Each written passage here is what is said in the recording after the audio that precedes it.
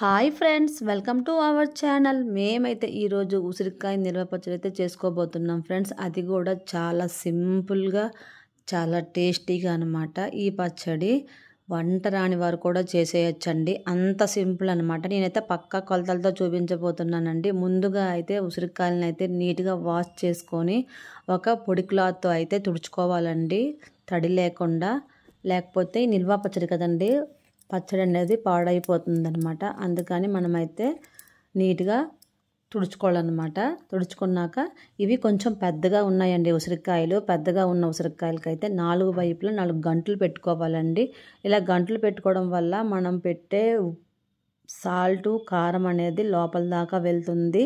ఉసిరికాయ అనేది చాలా టేస్టీగా ఉంటుందన్నమాట. అందుకని మనమైతే 4 వైపులా ఘాట్లు అయితే పెట్టేసుకోవాలండి. ఇప్పుడైతే ఈ పచ్చడికి కావాల్సిన ఎలా చేసుకోవాలి అనేది అనమాట. ఇప్పుడు ముందుకైతే ఒక బౌల్ తీసుకుంటున్నానండి.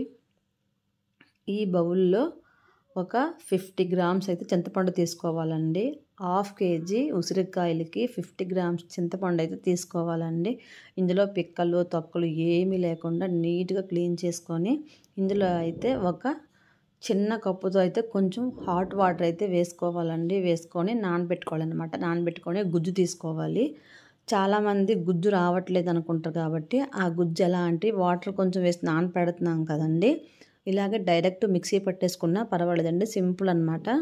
నేనైతే మిక్సీ పట్టేసుకున్నానండి. తర్వాత ఒక ప్యాన్ పెట్టుకున్నానండి స్టవ్ పైన.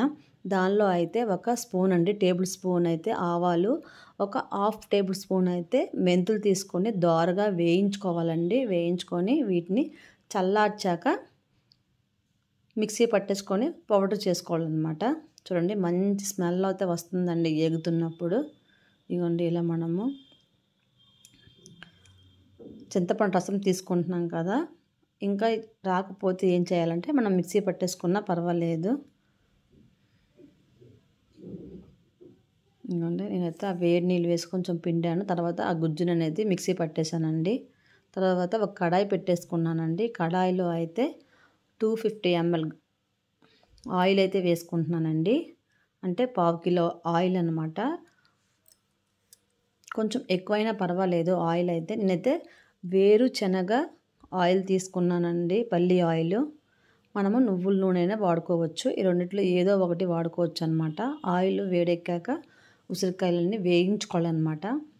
ఇలా కలుపుతూ వేయించుకోవాలి. మరి హైలో పెట్టి వేయించుకోకండి, తొందరగా కలర్ వచ్చేస్తుంది. కొంచెం మీడియంలో పెట్టుకొని వేయించుకోవాలి. మనము ఎలా వేగాయి అంటే ఒక స్పూన్ కానీ స్పోర్క్ కానీ ఇలా గుచ్చితే మెత్తగా వెళ్ళిపోతుంది అనమాట లోపలికి. అలా అయితే వేగిపోయినట్టే. అవి మొత్తం తీసేయాలండి.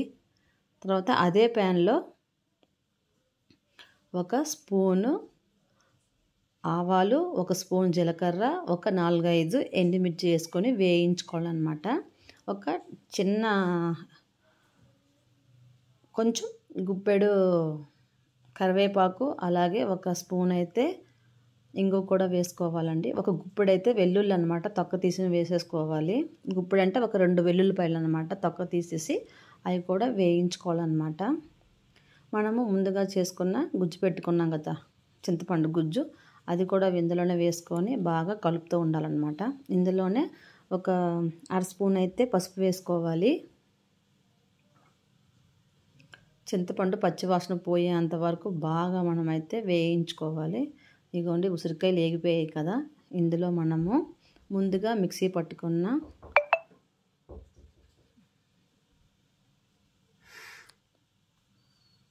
ఆవాలు, అలాగే మెంతులు మిక్సీ పట్టుకున్నాం కదా పౌడర్, అలాగే సాల్ట్, అలాగే కారం అన్నమాట. 50 గ్రామ్స్ కారము, 50 గ్రామ్స్ సాల్ట్ వేసుకోవాలండి. వేసుకొని నీట్గా మనమైతే కలిపేసుకోవాలి. ఇదిగోండి, ఉసిరికాయలన్నిటికీ పట్టినట్టు మనమైతే కలిపేసుకోవాలన్నమాట. ఈ బౌల్ చిన్నగా అయిపోయిందని నేను వేరే దాంట్లోకి అయితే మార్చుకున్నానండి. ఇందులో అయితే పోపు కూడా అయిపోయిందండి. ఇలా వేడిది మాత్రం వేసుకోకూడదు, కొంచెం చల్లారినాక వేసుకోవాలి. మరి బాగా చల్లగా అయిపోకూడదు, అలాగని మరి వేడిగా కూడా ఉండకూడదండి. ఆ బౌల్ అయితే సరిపోలేదండి, కొంచెం పెద్ద బౌల్లో వేసుకొని అయితే కలుపుకుంటున్నానండి. కానీ మనము ఇలా కలుపుకున్న తర్వాత స్టీల్ బౌల్స్లో అస్సలు ఉంచకూడదండి, ఎందుకంటే అవి చింతపండు పులుపు తగిలి ఆ గిన్నెలు అనేవి పాడైపోతాయి అన్నమాట. ఇవన్నీ కలుపుకోవడానికి మాత్రము స్టీల్ యూజ్ చేసుకోవచ్చు. ఇదిగోండి ఇలా మొత్తం కలిపేసుకోవడమేనండి నీట్గా. చూసారా ఫ్రెండ్స్, చూస్తుంటేనే చాలా నోట్లో నుంచి వాటర్ వస్తుంది కదా. టేస్ట్ కూడా అదిరిపోద్దండి, అంత బాగుంది పచ్చడి అయితే. కలిపేసుకున్నాక మళ్ళీ సేమ్ బౌల్లోనే వేసుకొని 3 days అయితే మూత పెట్టేసి ఒక పక్కకు పెట్టేయాలండి. 3 days బాగా ఊరాక అప్పుడు మనం తీసి టేస్ట్ చేసుకోవచ్చు, తినచ్చు అనమాట. నాకైతే చూస్తుంటేనే నోరు ఊరుతుందండి, చాలా హెమ్మీ టేస్ట్ అనమాట, చాలా బాగుంది. మూత పెట్టేసి 3 days అనమాట సైడ్కి పెట్టేయాలి. 3 days తర్వాత మూత తీసి చూస్తే ఉసిరికాయల పచ్చడి అయితే రెడీ అండి. చూడండి, ఆయిల్ అయితే బయటికి అయితే తేలిపోతుంది అనమాట పైకి. ఒకసారి నీట్గా కలిపేసుకొని మనం ఏదైనా గాజు బౌల్లో కానీ స్టోర్ చేసుకోవచ్చు అనమాట. ఇంతే ఫ్రెండ్స్, చాలా సింపుల్ రెసిపీ కదా, మీరు కూడా ట్రై చేయండి. పచ్చళ్ళు రావు, మేము చేయలేము అని మాత్రం అనుకోకండి, చాలా సింపుల్ అనమాట. ఈ పచ్చడికి మాత్రం పల్లి ఆయిల్ కానీ నువ్వుల ఆయిల్ కానీ యూజ్ చేస్తేనే బాగుంటుంది ఏ పచ్చడికైనా. ప్లీజ్ అండి, మా వీడియో నచ్చినట్లయితే లైక్ చేయండి, అలాగే మా ఛానల్ని సబ్స్క్రైబ్ చేసుకోండి ఫ్రెండ్స్. ఇంకో నేనైతే గాజు బౌల్లోకి అయితే వేసేసుకుంటున్నాను. టేస్ట్ మాత్రం అదిరిపోయిందండి, మా పిల్లలకు కూడా చాలా బాగా నచ్చింది, అందరు కూడా చాలా బాగుంది అన్నారు. నేను అందుకే కొంచెం కొంచెం పచ్చళ్ళు చేసుకుంటానండి, తొందరగా అయిపోతాయి కదా, మళ్ళీ చేసుకోవచ్చు అని. నిల్వ పచ్చడి కానీ ఇటువంటి టెంప్టీగా ఉండే పచ్చళ్ళు మనం తొందరగా అయిపోతాయి ఇంట్లో. Please like, subscribe. Bye bye friends.